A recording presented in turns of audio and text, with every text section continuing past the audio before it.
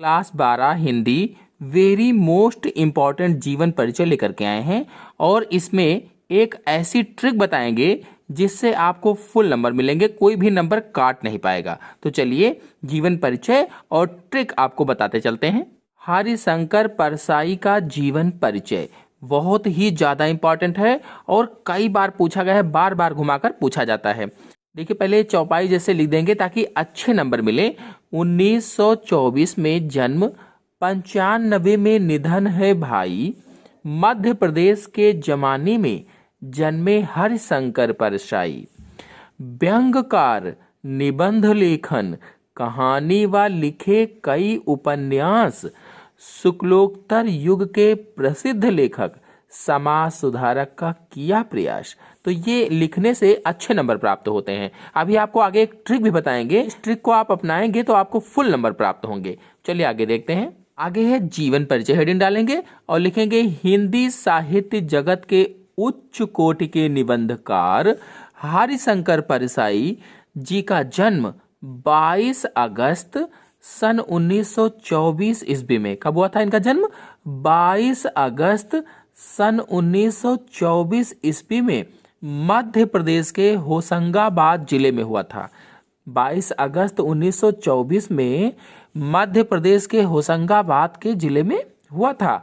और होशंगाबाद जिले में जो इटारसी है, इटारसी के पास स्थित जमानी नामक गांव में हुआ था, जमानी नामक गांव में।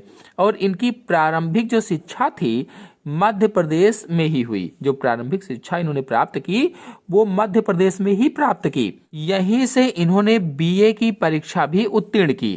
प्रारंभिक शिक्षा भी यहीं से प्राप्त की और बीए की परीक्षा भी उत्तीर्ण की, यानी ग्रेजुएट भी यहीं से हुए।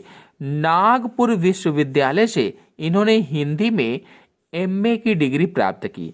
जो नागपुर विश्वविद्यालय है यहाँ से इन्होंने हिंदी में एमए किया, यानी हिंदी से एमए की डिग्री प्राप्त की। इन्होंने कुछ समय तक अध्यापन कार्य भी किया, यानी इन्होंने कुछ समय तक पढ़ाया भी, अध्यापन कार्य भी किया। साहित्य में विशेष रुचि होने के कारण इन्होंने नौकरी छोड़ दी और साहित्य साधना में जुट गए। मतलब चूंकि इनकी बचपन से ही साहित्य में विशेष रुचि थी, लगाव था, इसलिए इन्होंने अपनी नौकरी छोड़ दी और साहित्य साधना में जुट गए। आगे अभी आपको एक ट्रिक बताएंगे जिसको अपनाने से आपको अच्छे नंबर प्राप्त होंगे। चलिए आगे चलते हैं। जबलपुर से इन्होंने वसुधा नामक पत्रिका का संपादन किया। जबलपुर से किसका संपादन किया? तो वसुधा नामक पत्रिका का संपादन किया, साहित्यिक पत्रिका थी। परसाई जी की गणना उच्च कोटि के व्यंग्यकारों में होती है। उच्च कोटि के व्यंग्यकार थे। आप चाहें तो अंडरलाइन भी कर सकते हैं। अंडरलाइन करने से थोड़ा वो शब्द हाईलाइट हो जाता है, जिससे एग्जामिनर के ऊपर अच्छा प्रभाव पड़ता है। 10 अगस्त सन 1995 ईस्वी को परसाई जी स्वर्गलोक को सिधार गए।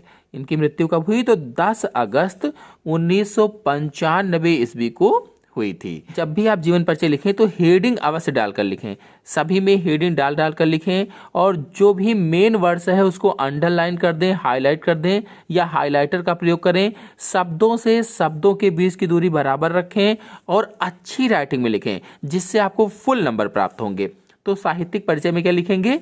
साहित्य सेवा के लिए इन्होंने नौकरी को भी त्याग दिया। यह भी हमने आपको पहले बताया था, क्योंकि इसमें इनकी विशेष रुचि थी, इसलिए इन्होंने नौकरी को भी त्याग दिया। ये स्वतंत्र रूप से साहित्य साधना में जुटे रहे और जब नौकरी को त्याग दिया तो स्वतंत्र हो गए और स्वतंत्र रूप से साहित्य साधना में जुट गए। परसाई जी ने वसुधा नामक साहित्य पत्रिका का स्वयं संपादन और प्रकाशन किया। यानी जो वसुधा का पत्रिका का संपादन किया था, ये इनकी पत्रिका जो थी इन्होंने स्वयं उसका संपादन किया और प्रकाशन भी स्वयं ही किया।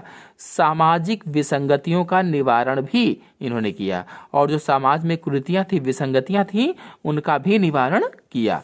परसाई जी निबंधकार के साथ साथ कहानीकार और उपन्यासकार भी थे। यानी इन्होंने निबंध तो अच्छे अच्छे लिखे ही, साथ ही साथ ये कहानी भी लिखते थे और उपन्यास भी लिखते थे। फिर हेडिंग डालेंगे रचनाएं, और रचनाएं में परसाई जी ने अनेक विषयों पर रचनाएं लिखी। इनकी रचनाएं देश की प्रमुख साहित्यिक पत्रिकाओं में प्रकाशित होती रही हैं। यानी कि इन्होंने बहुत सारी रचनाएं लिखी हैं, जिनमें से बहुत सी रचनाएं ऐसी हैं जो साहित्यिक पत्रिकाओं में प्रकाशित होती रहती हैं या होती रही हैं। और इनकी प्रमुख रचनाएं देख लेते हैं। तो देखिए, इनकी प्रमुख रचनाओं में हंसते हैं रोते हैं, जैसे उनके दिन फिरे, ये कहानी संग्रह थे। इनकी कहानियां कौन कौन सी थी? हंसते हैं रोते हैं, जैसे उनके दिन फिरे। और उपन्यास में अगर देखा जाए तो रानी नागफनी की कहानी, तट की खोज, इनके उपन्यास थे।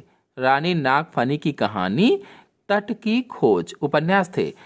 तब की बात और थी, भूत के पांव पीछे, बेईमान की परत, सदाचार की ताबीज, शिकायत मुझे भी है, और अंत में पगडंडियों का जमाना, इनके निबंध संग्रह थे। यानी निबंध कौन कौन से थे हरिशंकर परसाई के? तब की बात और थी, भूत के पांव पीछे, बेईमान की परत, सदाचार का ताबीज, शिकायत मुझे भी है, और अंत में पगडंडियों का जमाना। फिर हेडिंग डालेंगे भाषा शैली। हेडिंग डालकर लिखना है, बहुत ही अच्छी राइटिंग में लिखना है। और जब भी इनकी रचनाएं लिखें तो कहानी संग्रह को अलग कर दें, उपन्यास को अलग कर दें, निबंध को अलग कर दें। इससे और भी अच्छा रहता है, नंबर पाने में आसानी रहती है। और शब्दों से शब्दों के बीच मैंने कहा बराबर दूरी रखें, थोड़ा सा शब्दों को सीधा ही लिखें, राइटिंग अच्छी बनाकर लिखें, जिससे अच्छे नंबर प्राप्त होते हैं। तो भाषा शैली में क्या लिखेंगे? परसाई जी की भाषा परिष्कृत खड़ी बोली थी। इनकी भाषा कैसी? खड़ी बोली थी। इन्होंने व्यंग्यात्मक, वर्णनात्मक, विवरणात्मक, कथानक आदि शैलियों में रचनाएं की। यानी इन शैलियों में इन्होंने रचनाएं भी की। तो आशा है आपको पूरा वीडियो पसंद आया होगा।